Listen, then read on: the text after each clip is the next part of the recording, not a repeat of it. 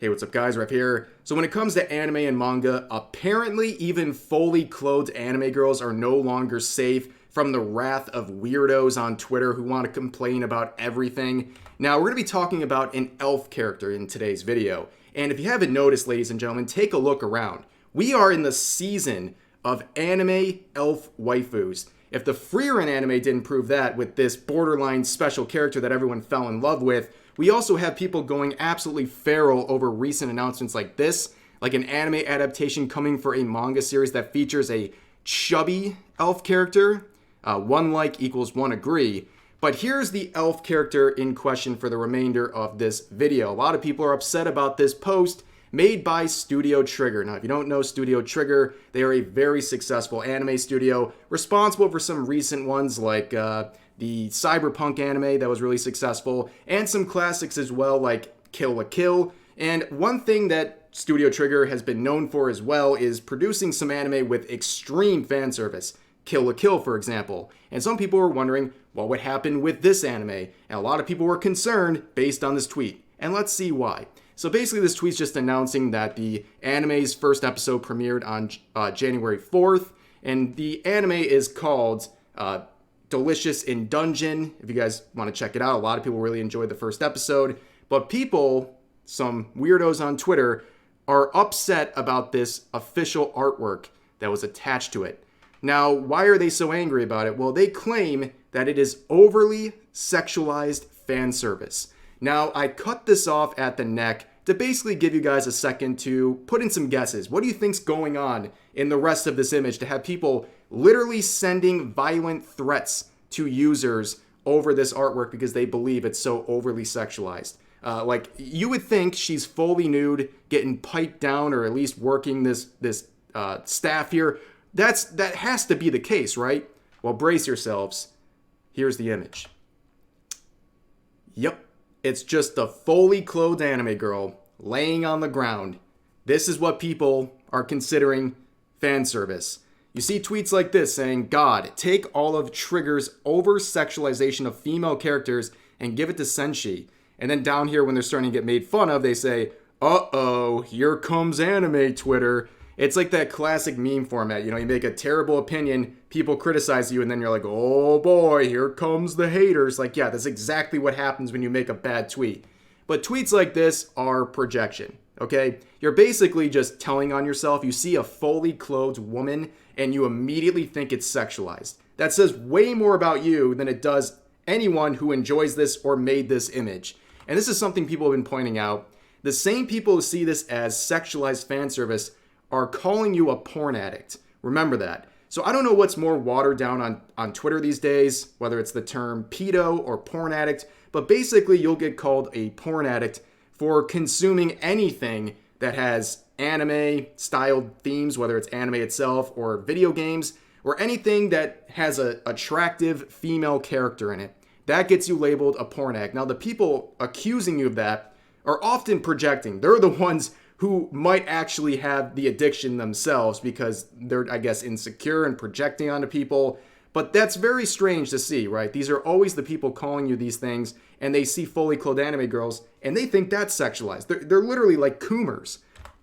Here's another one saying, this coquettish fan service pinup pose they have Marcialed in is gonna be the reason I commit a violent crime or act. Yes, ladies and gentlemen, this is the normal people making a violent threats over a fully clothed anime girl. Now, here's the thing I've noticed definitely on Twitter in particular. People are incredibly impulsive. Now, everyone has some sort of a disproportionate response to seeing things they don't like. Everyone has these over-the-top reactions to seeing something they don't like.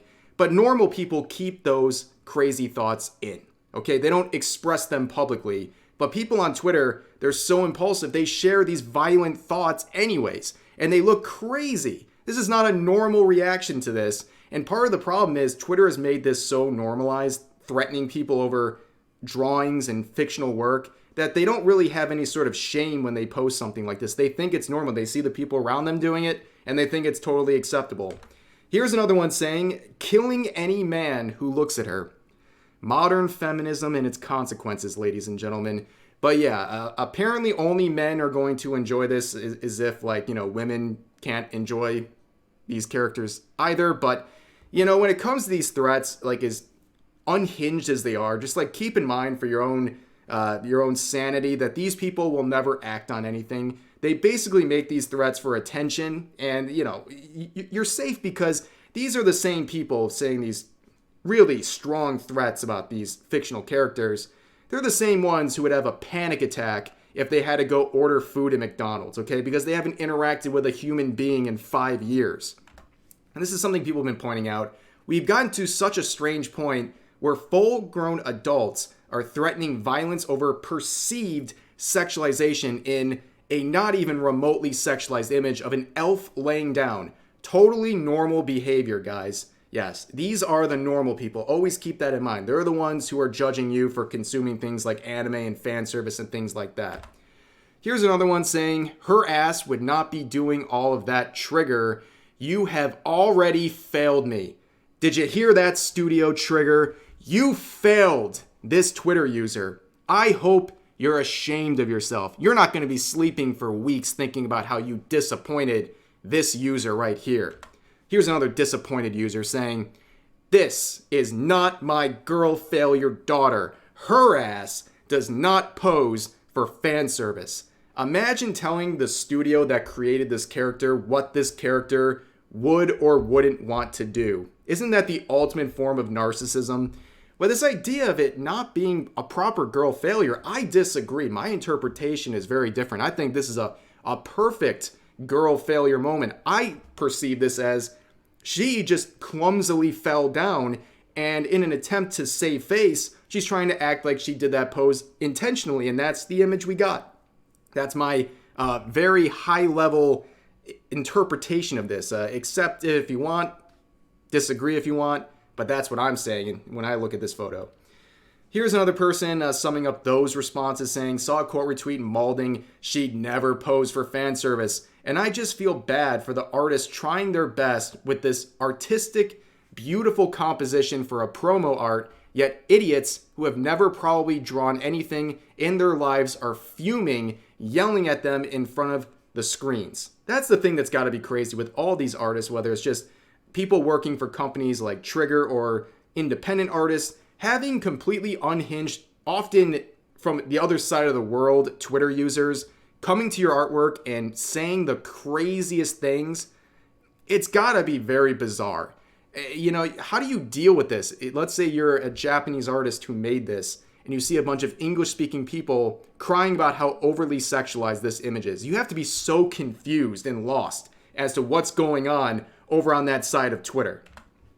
But here's another user saying, stay away from her. Too late.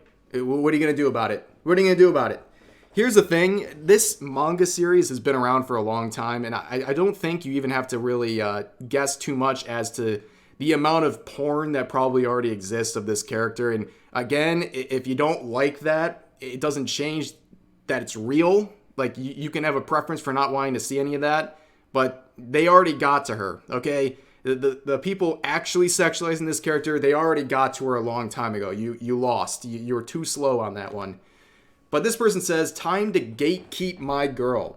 Now, there's been a lot of conversation about gatekeeping in the realm of anime and manga recently. I briefly talked about this in a video, but a lot of people are continuing to argue on places like Twitter about this subject because they are offended by the concept of gatekeeping. A lot of that has to do with a misunderstanding of what gatekeeping looks like. A lot of people think that gatekeeping is like a new person to the medium saying, hey, I have an interest in manga. And as they try to engage with it for the first time, some weeb comes in and says, no, you're not allowed. No, gatekeeping is keeping problematic and annoying people out of your fandom.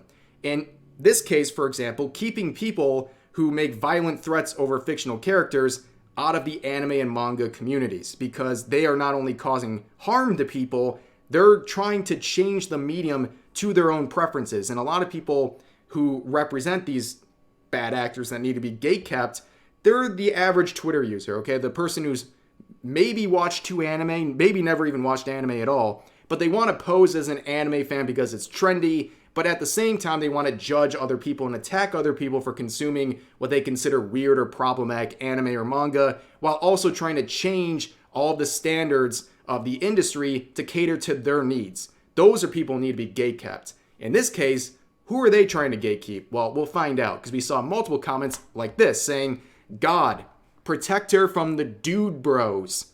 Thank you. Here's another one saying, I'm not ready for the dude bros to start perceiving her. This sentence is like TikTok in its consequences. Now we have people talking like this. But anyways, what is a dude bro? Well, it's another term that basically has been watered down to mean anyone you don't really like. And I see this label attached to a lot of people who are traditional anime fans. And they get this label from people who are tourists, who are looking at these anime fans who already are established, and they see these anime fans liking an anime that they also like as a tourist. And they label them as dude bros. It's basically just anime fans at this point. That's how it's gone.